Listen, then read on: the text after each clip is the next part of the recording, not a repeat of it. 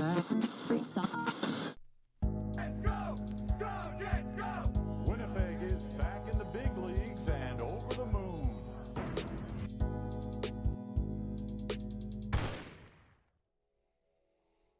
Welcome back to the Landing Strip, a post-game call-in and chat featured show covering your Winnipeg Jets. And unfortunately on this one, the most excitement you're getting is a new intro music video on the show tonight. Great work, Mikey. Love to see what you're adding on with the show. How are you doing tonight, buddy? Doing not too bad. Not the result we wanted to see on the ice, but it is what it is. We'll get into it here in a second, but yeah, not too bad. Not too bad. Yeah, I feel you. Hey, man, it's Thursday. We're almost at the weekend. The Jets, that's a tough one to watch, though. You gotta come out and say it. That one's left me feeling all sorts of different ways. I think my first and biggest takeaway, and this could be just totally speculation, but that looked like a hungover hockey team on this night to me. When you just look at the whole compilation of what we saw, everybody was a step behind. Like I'm having trouble pulling out guys that I'm awfully impressed with tonight. The puck touches were sloppy. Everything seemed a half step or a step behind. And when you see an effort like that, you look at tired, and you also look at the fact this is a group of hockey guys that just set an NHL record, are out on the road with some pretty fun towns. I'm sure they got after it, and honestly, they're deservingly so after such a stretch. But it does make a game like that really, really frustrating and hard to watch. Yeah, completely agree. Everybody looked like they were skating through sand tonight. Like just nobody could take a pass, nobody could make a pass. Tampa was skating past them. It was they definitely looked like a team that didn't get a lot of sleep, Who's to say why, but it definitely felt like something was just off all night. And there was a few spurts of some offensive push here and there, but yeah, for the most part that one was rough to watch. Yeah, honestly, what's interesting about that one is like I felt that game was pretty much done after the second period, to be quite honest. I know this team's come back a lot. I know this team can score goals in bunches. But if you were just watching that one play out, it was hard to imagine them generating and mustering up the type of offense needed to not only beat Vazzy 3 and 4 times to win that game, but compared to, it just seemed like everything in their game was disjointed today, except their system. Like they still stuck to the system, but it felt like tired legs out there, dead legs, and just a lot of disjointed, a lot of sloppiness, and Tampa comes out and takes advantage of it. I will say, though, I think what gets me frustrated about that one tonight was the fact that I did feel like this one was kind of over after 40. And then we saw Tampa come out in the third and lay a bit of a egg there for a long stretch that even had Cooper pretty wound up at the end when he took that timeout for the power play. Yep. Tampa gave the Winnipeg Jets some opportunities to get back into this one. I mean, this is the first 0 for 4 night for the power play. You score on one of those and it's a 1-goal game. You never know what's going to happen, but it wasn't meant to be on this night. The Winnipeg Jets just didn't have their A game or B game, and you fall into the loss column. Now, the interesting thing about it, I think it's pretty clear I'm leaning pretty hard into that narrative, as it just looked like a group of guys that who amongst us doesn't enjoy going out with the boys or girls after a big moment in our life, right? And that's just what it looked like to me. Yep. But what's interesting is I can't gloss over it fully. Is we entered this stretch in November. We're still 15-0, still piling up the W's. Yep. But I look at 3 of the last 4 games and wonder if we were the second best team in 3 of the last 4. And it's the 3 outside the Dallas game, because I thought that Dallas game was a great response game. But it is just something that's creeping in the back of my head. Well-earned victory against New York, but I still think New York was the better hockey team in that one. And it's just something I'm starting to wonder about. We saw today um, one aspect. We were talking here last game about how it seemed like a lot of the opportunities for who did we play last game here? New York was coming from point shots and then just crashing that net and going after rebounds. And the Jets really kind of coming undone in those situations at times. Yep. We saw a lot of that early this game where I didn't feel like Tampa was all that dangerous for how much better they were than Winnipeg as far as what they were creating from. And we saw the first period intermission kind of highlight where some of those shots were coming from. But Tampa was shooting pucks on net and just getting there and causing havoc.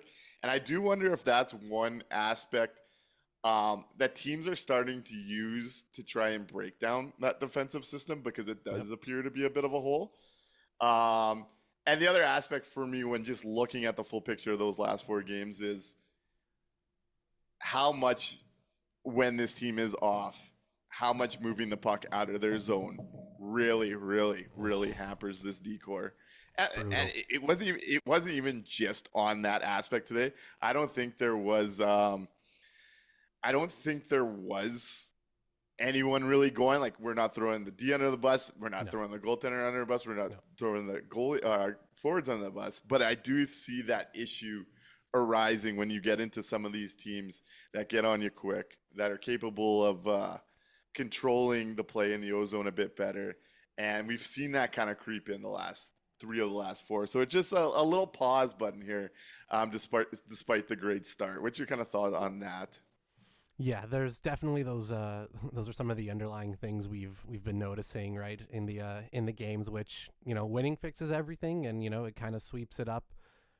But in a game like tonight where, you've got a bunch of guys who aren't on for whatever reason, it can happen for anything, whether it's injuries, jet lag, a real good time out on the town. It becomes way more evident. And you get to see it in the loss here. But it's funny, even in a game where they were completely outclassed and it was pretty much over, it felt like by the second, like you said, right, if one of those power play or 2 of those power play opportunities goes in like they have been for the rest of the season, it's a completely different game and they're still in it. So it's interesting that even when they're at their I'd say that's probably their worst game of the season. I'd say that was worse than the Toronto game. The Toronto game was flashy bad at the very beginning, but the rally was a hell of a lot better, right? So I'd peg this one as their worst game, and even in their worst game, they still were only, a little out of it. Yeah, and that's, I guess, some of the positives you could take out of that. Jumping into the chat just on this topic, Choices TK over on Twitch says, not an excuse, but that game did not set up well for the Jets. Lightning on a 4-game losing streak. Already played the Jets in a week since last game, so time to do nothing but figure out how to try and win this game. Yep. And then also points out, though, on the flip side is they did lose 6 straight after they played New York at MSG last year. So a couple of interesting little tweaks in there. I do agree that is, when you look at how this matchup did shape up, we know that Tampa team has a lot of the premier older guys in this league that know how to respond to situations. Cooper, I think, is the best coach in this league, and they did have some time to really prep for Winnipeg. Yeah, but I do also I do wonder if we start thinking about it that way over the hangover way, and it could be a bit of both. Did they just map out the blueprint for the rest of the month for every other team would be my question there.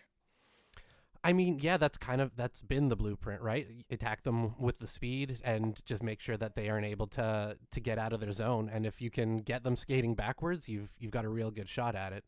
We saw it in a couple of the games already, and this is the gauntlet, right, that we talked about, these stretch of games coming up here. So it's going to be interesting to see. It felt like just the perfect storm of just bad things for the Jets today. Everything that could have gone wrong felt like it did in this one.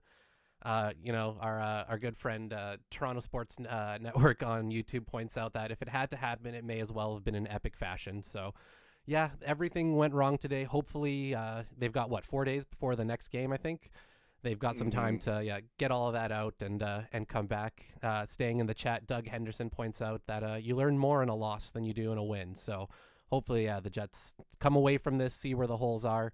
We've liked what Arneal has done as a coach to start the year. So we'll see how he responds to this loss, and if there's maybe some changes in tactics coming up, we'll see. Just going to make a quick little correction. We got the Florida home and home series coming up. Saturday is the first one. So back in action. Yeah, back in action 2 days from now. And let's use this moment actually to hype that up. I mentioned on the last show that we were going to give away a pair of tickets to the Florida game on Monday.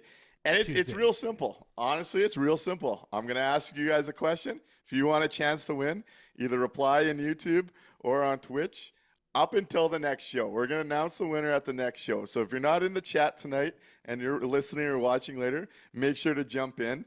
What was the question, Mikey? I already slipped it. That's brutal. We want to know who you believe to be the Jets' most impactful player to start the season. So let us know who you think has been the Jets' key to start and why. Leave it as a comment on the video itself when it's posted to YouTube. You can do it in the chat here right now, or on Facebook as well when the video gets posted there. Leave that as a comment, and we'll have a winner picked before the game on the 19th.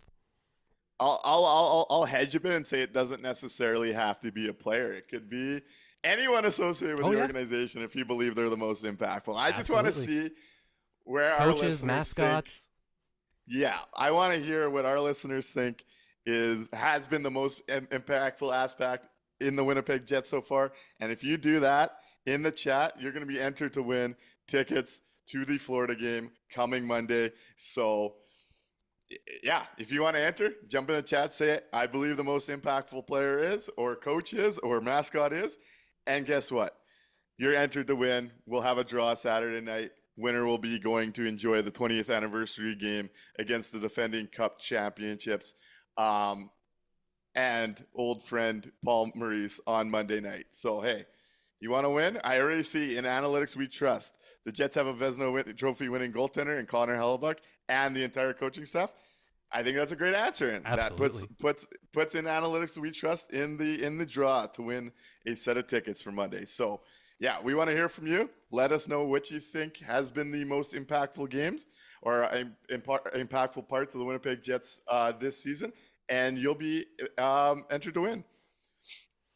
So jumping back into the chat real quick, Toronto Sports Network 243 says, this game was not an Arneal loss. This was all on the players. They were sluggish for the most part, and they also accept that, they had to have one of these games eventually. And I agree. I saw some murmurs on the old social media machine how Arneal didn't make any tweaks in this one when he wasn't getting anything out of the group. And I look at this game and I just say to myself, like, what tweak were you thinking was going to change this one? Just looking at the effort level, looking at everybody being a step behind. I don't think there was tweaks as far as the lineup goes that were going to change this result on a night that just looked like this. So I would agree with Toronto Sports Network. And I also think they made a really good point, and something I've talked about on this show as well, that I agree is very much true for the Winnipeg Jets. And they said this before, and I believe it is still true, the team that commands the neutral zone wins the game. This has often been the Jets this season. And it's been a talking point of mine that I look at this team, and when they're winning the neutral zone and able to turn the game back the other way, they are a load to handle. When they're backing up, and this was another example, Mikey, I found, where it seemed like defensively they were really backing up into their zone and giving Tampa the zone. Yep. And it's just I don't understand the thought process. That's the one aspect I don't understand the thought process is the D getting soft and backing all the way in and letting the skilled players gain the zone and become a threat in the O-zone. So that's just one aspect I did see where I wouldn't have minded a tweak. More but aggressive I do approach there, yep.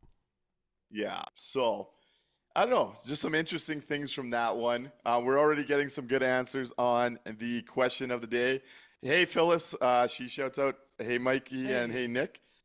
In Analytics We Trust also says Comrie was not to blame. I agree with that one. I thought Comrie was solid in this one. Yeah. Everyone else didn't show up. I don't put this on Comrie whatsoever tonight. I'm actually kind of happy that it was Comrie in there because I would have hate to see what Hellebuck would have done after the game if they played like that in front of him. So unfortunately, Comrie had to be the sacrificial lamb on this one. So yeah, but not him at all tonight. I thought he was fine. Yeah, and Al Camino cheekily says Logan Stanley without a doubt being the most impactful. Scott Westman says trade Helly, move the team. The most impactful person are the true Jets fans. That's right. Toronto Sports Network says most impactful, fresh coaching. Phyllis also says coaching has made the biggest impact. Toronto Sports Network, thank you for that, because I just never know when we're dealing with random usernames. Make sure to let us know that he is a Much he and we should appreciated. call. Yeah, you're always it trying easy. to walk that line sometimes when you're doing a show like this. Yeah, when you Doug can't tell. Henderson, I think Doug Henderson's trying to poke me a little bit or get me riled up on this one, or maybe he believes it. I'm not necessarily buying it nearly as much. Doug Henderson's going to take Mark Scheifele, 55 possibly being the best top line in all of the NHL. Top line. I gotta say, I just gotta say, Doug Henderson knows how to refer to the top line though. We gotta give him some credit there. I just can't buy that they are the best top line in the NHL or even close to it. Poor Choice Scheif was is TK. fighting the puck tonight, hey? What's that? Scheif was just fighting the puck tonight. I thought a lot of guys had a really tough night. I thought he had a really, really, really tough It was night noticeable. in this one. Yeah. Yeah. Even my guy Sandberg, who's had such a good start, there were some times when it was like, "Are you still in New York? What was that?" Like, it was just one of those games for a lot of people. Yeah. Tonight, and it's hard to win games like that. Yeah. Over on Twitch, Choices TK said speed, aggressive forecheck, and get bodies in the crease seems to be the recipe. If there's any answer though, if there's any answer other than 37, so there's another key aspect being brought up into why the Jets have been so successful this year. Yep. I think this is an interesting point too, because I know Choices really covers this, and he really pays attention to who scores first in a game. And the Winnipeg Jets have been able to will themselves back in a little more often this year than maybe you want to put yourself into that hole. Choices TK says, similar pattern to other losses this year. Playing skilled team, get off to a slow start, get in a hole that's too deep to get out of. And I do think that is an interesting aspect when you've allowed the first goal in more games than not, and you play. I think the Winnipeg Jets have been able, because of their top end talent, to come back and will their way back against teams that aren't necessarily as deep, that aren't necessarily as good as Winnipeg. I think that's a harder task as the grind gets more difficult as we go higher into the lineup. And I do think that is an interesting takeaway from this one. Yeah, they can't. They've got 9 games now where they've fallen behind to start. Out of the 17 they've played, like, that's not sustainable. You can't be letting the other team score first more than half the time. That's the thing, and it's all, we're looking for progressions. We're looking for progressions. Max is silent, but just because you said don't ask me what I think about the whole who scores first thing, I'm gonna ask you. Yeah. What do you think? Let us know in the chat. Scott Westman says Doug wins tickets rigged because he used the top line thing. Yes, True little story I can for be you. bought. That's correct. I can be bought. Yeah, if you're gonna juice up the brand, I'm in. Oh, yeah. But true story. Doug happens to be my season's ticket holder neighbor. Oh, right on. We discovered over the last week. So I imagine Doug's gonna be at that one. But if not, he might be able to bring some more guests. So we'll see what happens there on the random draw. Donnie Fester over on Twitch. Donnie stopping in quickly here. Pathetic performance from the boys tonight. Combs played well. The rest was shit. Isamont's a bitch. Love the show. Donnie out. Thanks for stopping in, Donnie. Yeah, and I love that comment. Me and Donnie hit the gym together today, and we were talking about the Jets a little bit, and we had both kind of come to the same conclusion that if they could go like 500 the rest of this month, but their play level stays consistent, I don't think we're going to be as worried about the record. It's when you see games like this that you don't want to see roll over into more performances like that, that's when the concern starts to come in. So me and Donnie had a good chat about all of that and some of the stuff we're seeing with the Winnipeg Jets earlier. So I appreciate his take today. I agree with most of it. It was a pathetic performance, a few too many beers. I love that point, though, because I did want to get to that. Mikey Isamon today, My guy, former no. Jet. Yeah. And what was that? He gets hit by Nino Niederreiter along the boards. Looked like a clean hit. The one thing I did wonder if he took away from it, it looked like one of those hits where the back leg drags, and I wondered if he thought he was slew-footed. Yeah, because that's exactly what I think. Because I thought it was odd for him to auto shed. And then, as someone that when he grew up playing hockey, loved to shit disturb and loved nothing more than bringing out that grin when you knew you had someone wound up. Yeah. I absolutely adored everything Nino Niederreiter did after drawing that power play. Yeah. He draws the power play.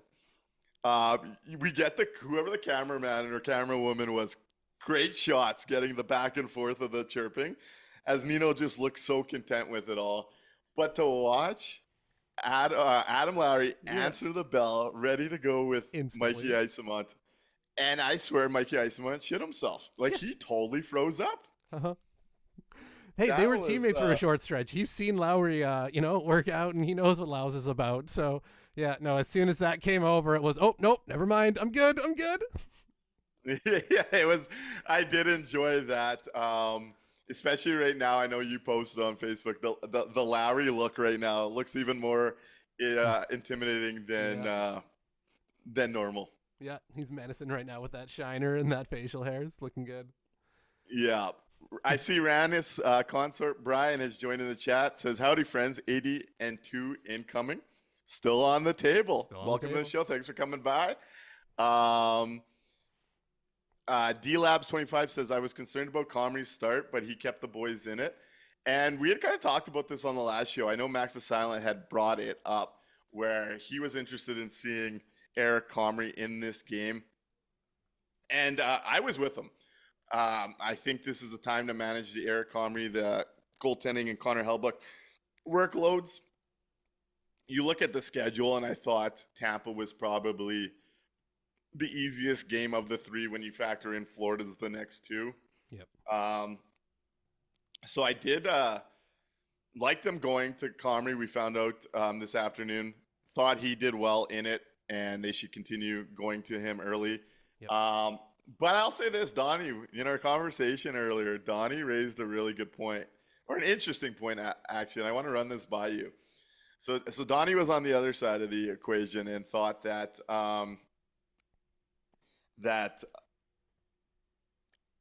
Hellebuyck should get this start and then split the two Florida games because you're going to have the starter go against the same team back to back. And the thought was have Helly steal this one and try and split the Florida game. Your thought on that theory, even though, I mean, it's revisionist at this point. It's hard because now with a little bit of hindsight, I instantly go, oh no, they played this the right way, because especially with this big letdown of a performance, that would have been brutal to do to Hellebuyck, and you waste a Hellebuyck start at that point, essentially, right? So knowing now what we know, I'm glad that they did it this way. But if I'm trying to put myself in that like previous mentality, you know what? I honestly still think I'm doing it this way, just because those two games against Florida, with the start that they've had, and they want to show how quote unquote good they are. I think, right? You want to make that message out there. I think, I don't mind the same starter against the team twice. They've played Florida before. Paul Maurice is the coach. It's not like he doesn't know any of Hellebuck's tendencies already. So it's not like getting an extra game would give them so much more to work off of, in my opinion. So, yeah, I'm glad that they went with this route. I think this is still my preferred way. How about you? Yeah, no. Hey, at this point, it would just be beating a horse, and I thought this was the way to go. I like how it went. Absolutely no problem with it. I see Tyrd Ferguson was in the Donnie Fester mindset, and hey, that's the beautiful thing about sports and entertainment, right? We all have different takes and thoughts. Yep. I want to jump over to Toronto Sports Network. They got a couple points over on YouTube.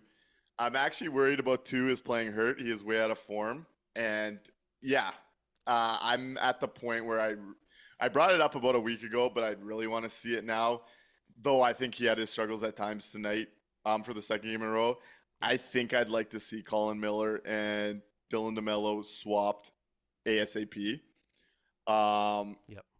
Just to give DeMello some softer minutes, shelter him a little bit and try and work through whatever is going on there, because I'm getting a little worried there on what it looks like night in, night out. Your thoughts on that? Yeah, that's something we've talked about. I think it's time to make that switch and shelter DeMello a little bit. Something is just off, whether that's an injury, whether that's personal stuff at home, whatever it is. You can see it on the ice now. So I don't think there's anything wrong with making that switch for a little while, giving him some more sheltered minutes while he finds his game. And Colin Miller has looked like he can handle that spot alongside Morrissey, and Morrissey does all the heavy lifting on that pairing anyways. So yeah, I'm in for that. I think that's something they should do. And it's not even to be a negative on DeMello. It just, because we know how good he can be, we know how well he can play. So we know that that's in there. They just need to figure out what's going on at the moment. And then there was another point from Toronto Sports Network here to what I was talking about there. Commitment to structure and no panic are the reasons they play a full 60.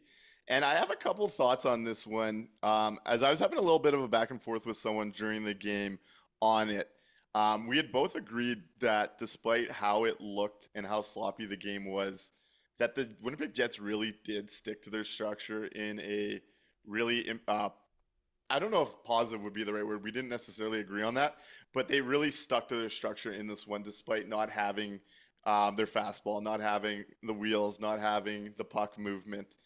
And we kind of had a couple different takes here where the person I was discussing with, I don't know if they're in the chat right now, kind of thought it was odd to not see them shift out of their structure and their system to try and create some offense in a game that they were so far behind. And then the other thought was that in a game like this where it does look so sloppy, I don't believe there was much that could be done to wake the Winnipeg Jets up and come back in this one. That I just wondered if you let this play out and you look at trying to incorporate a new dynamic, a new element to that 5-on-5 offense and getting away from that system should you need to chase a game as the season progresses. Where are you at there? So we've seen that Arniel's willing to make those kind of changes late in games when things aren't going well in the other games. I truly don't believe there's anything he could have switched up tonight that would have made any meaningful difference. It's not like, one line was, just off and the other ones were still kind of working, or, a couple lines were, had two guys on it, but one just couldn't pick. Everybody was skating through mud. Nobody could catch the puck. It was just, they were fighting it all night, top to bottom. It was just sloppy, right? I don't think there would have been any benefit to trying to change things up. And like I said, we've seen Arniel do it. We know that he's willing to hit the blender late in games if it's not going their way. So, I don't think anything would have changed tonight. I think I was okay with it. Big Papa, 69, 420, 69, late coming in, but a couple thoughts. Jets played a game tonight, I guess. Nothing good outside of AI, I thought. I really like the player. Wish that his contract wasn't so big. Also hate how 55 has these games. I get it. Nobody played good, but I wish he would lead better in such games. Looks a little PLD-ish sometimes. Ooh. Anyways, on to the Panthers. A Mark Scheifele PLD conversation. Let's get the crowd fired up. Woo! Definitely agree with the Alex Iafallo comment, though. He, especially in the first period, was maybe the only Jet who wasn't completely garbage. So, shout out to Iafallo, because he may have been the only Jet who played halfway decent, and I guess maybe Lowry. What do you think of the PLD-ish in Mark Scheifele's game? No skirting that one. That's harsh. That's rough. And the problem is, he's right. Like, it's not as consistent as PLD, right? PLD takes long stretches off. But yeah, on a Mark Scheifele off night, it's very PLD-esque. Yeah, he's a passenger when he's not going, for sure. It's just for me, it's like you're right. Like it comes and goes. Like, and when it comes, it's so frustrating because we all know how good a So much motivated Mark better. Scheifele really is. Yep. And Jordan, who likes to call in, my brother there, I took him to a game earlier this year, and it was one of those nights, and he had kind of just vented in the arena about it because we know when he's we just saw it against the Rangers. Yep. We just saw it the other night. So trust me, I get that frustration and I get that thought. I wouldn't put him on the PLT pedestal level, Not quite but yet. I get the thought. I get the thought. Yeah. Okay, we're gonna get into some D talk here because I see some trade targets mentioned, but I want to start. Let's start with Marsh. Max is silent. Here with the D. He says his D ranking so far this season, adjusted for usage, are JMO 1, Sandberg 2, Pionk / Miller in a tie for 3, DeMello, Stanley, and Fleury, in that order. What's your thoughts on that order? And then I want to get into some defensive talk because there was another rumor that came about today. Sorry, where is the comment? I missed it. I want to see the list again. Twitch, it's the third one from the bottom at this point in time. Oh, D rankings. There we go. Okay, you think about it. I'll jump in. I think he's right on the money. I do prefer Fleury than Stanley, though. To be honest, that would be my only switch. JMO is the guy, and Sandberg has really done well with higher leverage minutes. Really appreciate his game. Obviously, he's had some downs. Pionk's been a better step ahead of what we expected, and I saw the Vancouver beat writer with The Athletic had done an article today on 9 bounce back players, and Neil Pionk was in that list. And when you go from such a low bar the last few years to having such a strong start, you're going to get that kind of love. But I do think Sandberg has been the better player on that pair. I think until the last couple of games, Miller's really carried that third pair on a good level. Pionk's obviously taken a step from years past. I like the list. I like the list. Yeah. I would still probably put Fleury ahead of Stanley, and I'd probably still slide Miller if we're talking about defense ahead of Pionk just slightly. The offensive points always stand out, right, for the D, and they'll always get a lot of attention for it. But I would still probably just slightly have Miller ahead. I've liked his defensive game.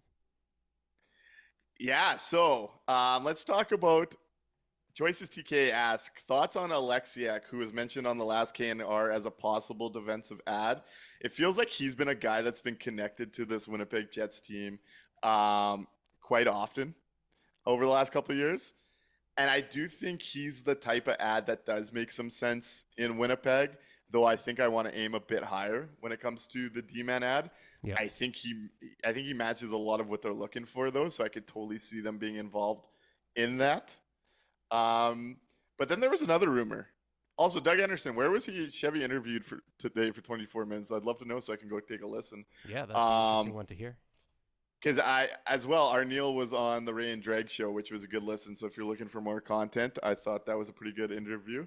But the other rumor was David Pagnotta was talking about some of the early season storylines, and he connected the Winnipeg Jets to Marcus Pettersson out of Pittsburgh, who kind of fits the same type of mold as an Alexiak. I lean towards a Marcus Pettersson personally when looking at those two, but we're starting to see some names coming out. We're starting to see some different ideas. We're starting to see some teams ready to start moves. And those are some of the names that have been brought up in the market the last 24 hours. What do you think of those couple names here? Yeah, I wish they would shoot a little bit higher than Alexiak, right? If they can. But that's definitely the mold they'll probably be looking at. Pettersson would be a nice ad there as well. I'm still gonna hold out hope for the big name, for the big splash wherever it could come from. But both would be an improvement on what they're currently putting out for 6 defensemen. So yeah, Alexiak would. Yeah, I'd still want to shoot a little higher. And Toronto Sports Network nails exactly where I'm at in this moment today. I believe a top 4 defenseman is the big ad at the deadline that this team should chase, just with how it's built. But Toronto Sports Network says, I need to see me some Villy first. And I'm there too. I would be putting Villy in next week and really getting some runway here, Yep. seeing what we can do, seeing what he has. Um, I think you got to exhaust those internal options until January. The one thing is Chevy's not scared to make an early move, though I still think we're still in November. I think now's too early to see something like that, and I think you want to exhaust going into January what your internal options look like, so you have a good handle on that first. Yep, absolutely. And if we're seeing a little bit of struggle right now with somebody like DeMello, getting Stanley up and into, or Stanley, sorry, getting Billy into some minutes would not be a bad thing maybe soon. So, yeah, hopefully we'll get to see what we've got in Heinola, and hopefully it's what we're expecting it to be, because it's what they need right now. They need somebody who can transition that puck. Yes, 100%. And honestly, we forgot again, Mikey. Pseudonym Humorosa points out, "Are you boys taking calls tonight?" Let's open up those phone lines if anyone real wants MVP. to chat. Thank you, Susan. Yeah, if anyone wants to chat over the next 20 minutes or so. Max of Silence says F no to Alexiak. He is not a fan of the finalized version of Logan Stanley, I see. The Chevy interview was on Daily Faceoff, so I guess when I get off this show, I know what I'll be listening to bring in my night. Thank you to Turd, Doug, and Phyllis for pointing that out. Doug also says Seth Jones and that he's going big game hunting. Interesting name to throw out there.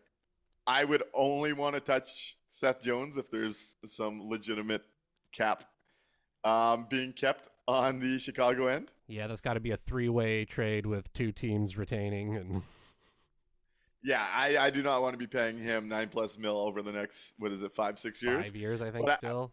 Yeah. But the thing with him is I do think he's a very, very good defenseman that just happens to be overpaid. Yes. So yeah, if they can find a way to get some of that retained in some other spots. But yeah, it's too much for what you'd be getting right now. Yeah, and I also don't see Chicago looking to do that with Winnipeg necessarily. Yeah. Just because of the longer term impacts. Yep. Max in Silence says, go ahead. Go for it. I was just going to say, I agree with Turd Ferguson, waiting for Calgary to hit their skid. That is the team to focus on. Max in Silence says, Alexia can generate offense. He's just a brain fart merchant, which is honestly pretty fair. Yep. Choices says, if you're trading for a D-man from the Kraken, I want Larson, but they won't trade him. And I believe they just extended him this offseason, didn't they? Yes, they did. So that does seem like a bit of an unrealistic one, but we're starting to see some of those things connected, which is really interesting when it comes to this team. The thing is, and I find it interesting because I had a little bit of a back and forth today on the old X Twitter, whatever you're calling it these days. I've kind of moved over to where the skies are blue. But I had a little back and forth where I was kind of passing along the Pagnotta report, as I kind of do with aggregating on social media. And someone I communicate really frequently with, and I really respect our conversations, really kind of caught me off guard today, actually, with saying that I don't actually think that they're going to trade for an impact defenseman. I gotta be messing around, and that they're going to trade for like a 7th D-man for a 5th round pick. And I'm just not convinced. I'm not certain where the doubt in the Jets actually buying still comes from. It's a weird narrative for me to still be around, because they bought in 2015 when it was their first ever shot and probably didn't have the greatest team to do it. Yep. They bought big in 2017, 2018. Yep. They took a shot in 2018, 2019. They took some real shots last year. May not be the players necessarily we were hoping for, but they are taking some real shots to compete when they have a team. Yep. And they do have a team right now to make those kind of moves, I think. And the other aspect, he spent so much assets out of his piggy bank on 2 impact forwards last year in Monahan and Toffoli, and we know how that went. Yep. I know how I was perceived when I didn't love the Monahan trade originally. Yep. But you look at the offense and the step forward from a Cole Perfetti. I don't think you're going to be trading for 2 impact forwards. We've talked about the center thing. I think you're seeing a C and a D that could play in this lineup come to Winnipeg by the deadline. And just remember, patience is a virtue with Mr. Kevin Cheveldayoff. I'll preach that again this year. I would be stunned to see this team not make some real swings. Yeah, every time they've had an opportunity to get into the playoffs and have a run, they've pursued big players.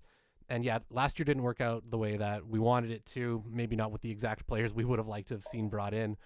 But the fact that he went out and went to go get those type of players, you never know what's actually available at the deadline. You never know what other GMs are wanting for players. You never know what type of just relationships in general GMs have with each other, right?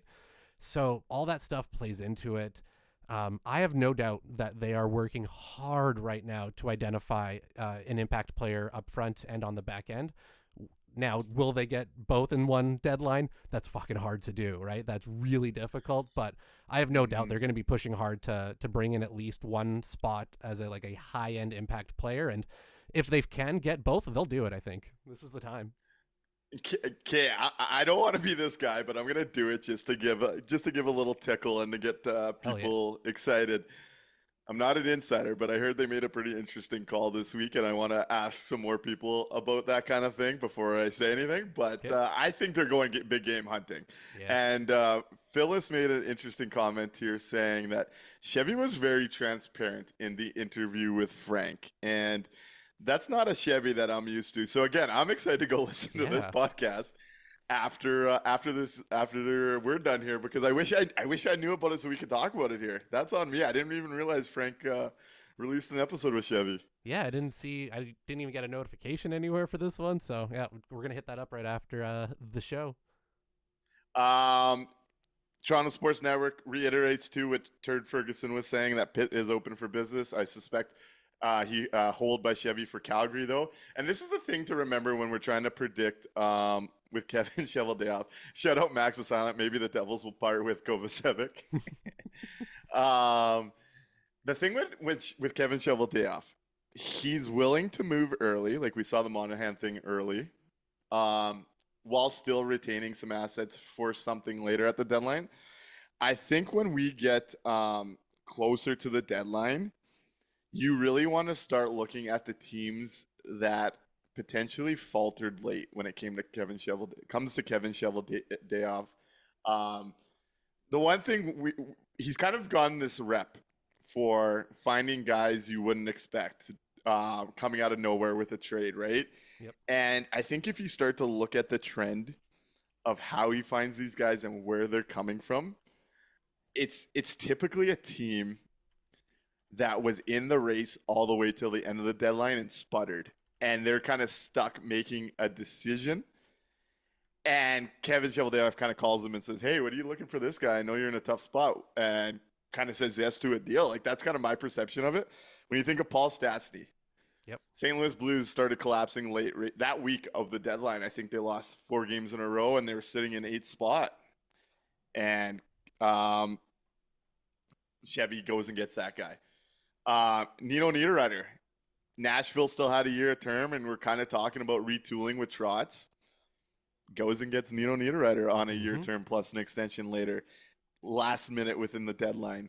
Last year, Tyler Toffoli was a pretty late entrance into being available. Now, there's people speculating it because the Devils just kept stop and starting. Yep. But I don't think it was announced he was officially available by at least the insiders until like 2-3 days before the deadline, if that. Yeah. So I think that's what, if you want to start picking away and trying to predict where Kevin Cheveldayoff's next moves come in and whatnot, I think the closer you get to the deadline, you want to start looking at the teams that haven't had months to shop these players to everybody. And Chevy tends to do pretty well on the price in that scenario as well. That's my theory on how to start predicting the surprise ad by Kevin Cheveldayoff. And if you map it out, I think it makes sense. What do you think of that? So you're saying that Leon Draisaitl's coming to Winnipeg. Understood. Got it. There you go, everybody. You heard it here first. The Oilers are faltering, eh? The Oilers, oh yeah, no, they're going to fall out of it. So I think that's how you start Yeah. looking at that. No, but you're right. Nino, That's where they need to start, or the fans need to start kind of paying attention to, right? Looking at those edge cases of teams that are kind of still in it, kind of not. Look for the ones that are going to fall, towards the end, because they're not shopping those guys yet. Those teams still have the thought that, hey, we can sneak in, we can get there, and that's how you find your value. So yeah, no, I'm with you. the other aspect too, that's a little interesting thing that ties in at least the Nino and the Statsny examples is they were both division rivals that fell late. Yep. Something to think about Something to think about when you start mapping out and trying to predict Mr. Kevin Cheveldayoff from my experience here. Where should we go from there? Will the Bruins be sellers? They are struggling. That's interesting, yeah. Who knows when it comes to the Boston Bruins? I mean, they are always trying to be in it. They're getting fucking hammered by the Dallas Stars right now, 6-2. We've seen some talk around their coach already. Montgomery, who was, to my knowledge, pretty deep in the Jets hiring process. Yep. Interesting times in Boston, and they do have one of my favorite defensemen. If you were going to go that way, though, I'm guessing he has trade protection. Who are you Hampus looking at? Lindholm. Oh, of course. Hampus Lindholm, Hampus. my boy. It's my boy. God, that'd That's be, my boy. If the Boston Bruins were going to do something. Let's take a look to see what he's got for, if it's full or limited.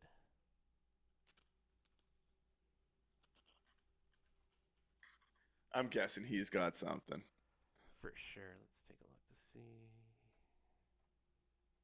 There it is. Give me some Hampus. So, no trade clause. Full no moves as With choices. full no move. And Yep. it looks like Max Until was able to pick 2 Hampus. years. I remember turned out to be a bad take on my part.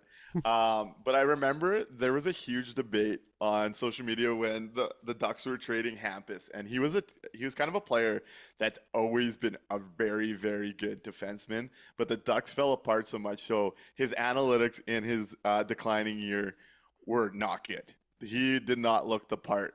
And my take that year, and it ends up being wrong, but this is how much I like Hampus Lindholm. My take that year was whoever trades for Hampus is going to be the team that wins the cup. And when Boston did it, I'm like, oh, Oh, there it is. that's a good team to go do it. Put him beside Charlie McAvoy and let him run. But it doesn't end up aging that well. But again, that's the type of guy that you want to fire up Nick Lynham and to come and just celebrate on a stream. Whew. And There's the a guy. last 3 years of that contract, no signing bonus and only base salary owed to him. So less than real money. Yeah, there you go. And it fits. We've been talking about how that might become a thing, right? So it fits. It fits. Toronto Sports Network kind of talking about what we are talking about here says, I think the player will be before the trade deadline. The Monahan experiment paid dividends. The fail was that he wanted to be back with Gaudreau. So, agreed. I think getting Monahan early was smart. We saw it allowed him to get comfortable by the deadline, so you kind of knew,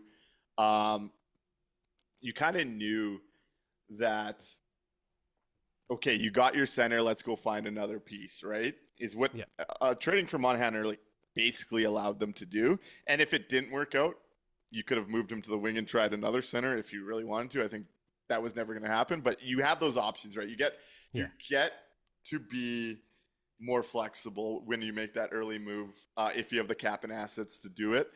I will say I don't see it as a fail that he didn't sign in Winnipeg. I know he's had a hot start, but that wasn't my 2C on that deal that I was interested in kind of keeping. So I think that situation worked out how it was supposed to. Yep. And I think you go take another shot this year when you have such a hot start.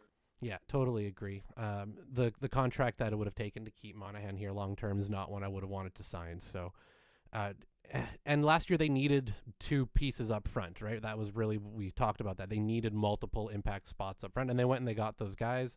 Again, maybe not the guys we would have liked long term, but the quality was there of what they were looking for. So I think it worked out okay, yeah, with Monahan going where he did. And yeah, there'll be still an opportunity for us to find that spot again this year. And I know it's kind of frustrating because it feels like anytime we've ever gone into the playoffs, the ask is always a second line center. So, maybe Olli Jokinen wants to come out of retirement, see Waffles again, but yeah, no. Getting back to tonight's game a little bit, though, as I see Mr. Jeremy 7 has in the chat. Tonight's game, we just can't tonight shows we just can't hope for power plays to score. Yeah. And I do like this point when we are looking at the big picture of the Winnipeg Jets as this season goes on. The power play, they've scored over a goal a game through the first 16 games of this season. That will not continue over 82 games. They likely will not be a 40% power play, likely a high 20s, early 30s when all is said and done. So expect some regression there. Yep. And as we move into the season, it does become why fixing up the other details in those games, especially at 5-on-5, really is going to matter over the long term here. I think that's a really good point. Yep, 100% agreed. Max of Silence says, I think the biggest ad the Jets can make is the one that gives them a top 15 first line. And Max of Silent, I do believe, maybe I'm naive, but I do believe Scott O'Neill will get us there when this run starts to slow down. Yeah, I was going to say, we always make fun of teams that say, oh, we're going to keep our own rental. I mean, we have that. It's Nikolai Ehlers. You can put him on that top line, and there you go. You'll have a top 15 first line. That being said, I already forgot where I wanted to go with that. But I believe in Arniel enough that I think it was last night actually. Bruce Boudreau was on one of the networks last night talking about what it's like to be a coach during a streak like this, yep. And how for him. It was always tough because by game 8, you're not really playing well by the details and you're just kind of getting through it. And there's things as a coach you want to fix and get to, but at the same time, it's hard to get guys to buy in that something's wrong when you're globetrottering the whole league. Yep. So I do think those are aspects that as things kind of get back to non-globetrotter level, which I imagine the rest of this month kind of looks like. I wouldn't be surprised by a 500 month. I don't think a 500 month is the worst thing for the Winnipeg Jets. I mean, they're in such a good spot. Yeah, but I think that's when we start. Yeah, I think that's when those combos start. And to their credit, the first line has been pretty good the last few weeks. Yep. And again, tonight was one of those nights where first line was awful, second line was bad. Everybody was bad. Everyone was. Max also says, also hard with this schedule to find practice time. And yeah, when you're playing every second day, you're on the road. They have 13 road games with 2 home games sprinkled in here, the stretch they're on. Yes, that's right. That's a load. That's a load. And on that, I think Mike F., I know he joins the chat sometimes. We were kind of going back and forth on Twitter, and I just wanted to share this because I think this was just a good aspect to think about when we're watching a hockey team, but it's also in your own personal life. I had kind of tweeted that in the second period, it looks like a group of 20 that celebrated an NHL historic start pretty damn hard on Broadway. It happens. Mike McIntyre, shout out to him, made sure to let me know that they flew straight to Florida after the game. So maybe they enjoyed, the Sunshine State. It's still a good party state. And Mike, who joins the show quite often, had said, and bless them for doing so. And I had replied, absolutely. And he had sent something here that I'm just going to share. When we're looking at the team and the big approach and hockey and sports and life and whatnot, he had sent me the 80% league, which is something that Martin St. Louis talked about publicly. Future NHL coach Martin St. Louis once told former NHL coach Guy Boucher the NHL is an 80% league. What the then Tampa Bay Lightning forward was telling his coach is that no NHLer could sustain 100% effort throughout the regular season. I remember this. Experienced players instead manage their energy, pick their spots, and peak at their highest leverage moments. The same applies to any other line of work. 80% effort is a solid, sustainable level for any profession. 100% sprint necessary at critical times then requires a cool down period. Violating the principle and long-term leads to people breaking down or burning out. It's the same in every line of work. And that's just something to keep in mind after such a good stretch. And what I think is coming, I do think we're going to kind of see, I wouldn't call it a reckoning because they're 15-2-0. Yeah, And the record might look something like 15-5-0 after a stretch here. And you're still laughing. Yeah. But I do think looking at the last 4 games, 3 of them, for me, feeling like the other team was the better team. I think we're seeing the wheels kind of slow down on this current streak. We're going to see them reset and see where they could take them. And we're going to learn something from that as well, right? We talked about last game that we're going to learn things as they face adversity. Yep. And as much fun as this step has been, and I've enjoyed it thoroughly, to be quite honest. Being at the rink for it all has been fun. Getting to talk with you every night about it has been fun. Getting to share this with the audience that has come nightly to this show has been fun. Now we're going to learn the next stage of it potentially if the Florida games don't go so well. And it's just going to be another chance for this team to prove that they are as good as we think they are right now. So regular seasons, 82 games are cyclical, and you're going to have some downs coming up. But given what you've done, it's going to be, you can't get too down on it too quickly here. No, absolutely not. And they're going to have peaks. They're going to have valleys. It's all going to come down to how they respond to those stretches. And I'd be shocked if they don't come out on that Tuesday game against the Panthers here in Winnipeg. Paul Murray's coming back. They're not going to come out flat in that one. I'd be shocked. So, yeah, some nights you're going to have a night like this, and other nights, they'll steal wins they shouldn't. But like you said, it's a long season. It's a marathon, not a sprint. All those cliches. So, yeah, not worried about the Jets yet. Yeah. We want to jump into the 3 stars and take off from this one. Do you have any tonight? Do I want to name 3 Jets? Probably not. Right. I'll give. You know what? I started fantasizing about him again. If the Tampa Bay Lightning season were to go off the rails, Yeah. I really enjoyed Anthony Cirelli in this one. Talk about a guy that, if he ever became available, I think would fit in very nicely as a second line center between Mark Scheifele and Adam Lowry. Just wish casting a little bit there. Come on, Tampa, just keep losing. Perfect, Other than yeah. tonight, of course. I'll give some love to, you know what? He's asking for it in the chat. Max the Silent wants a star, and I'm having trouble thinking of actual Jet stars tonight. So, you know what? Max the Silent's been the most active in the quiet Twitch chat tonight. So, we'll give him that one.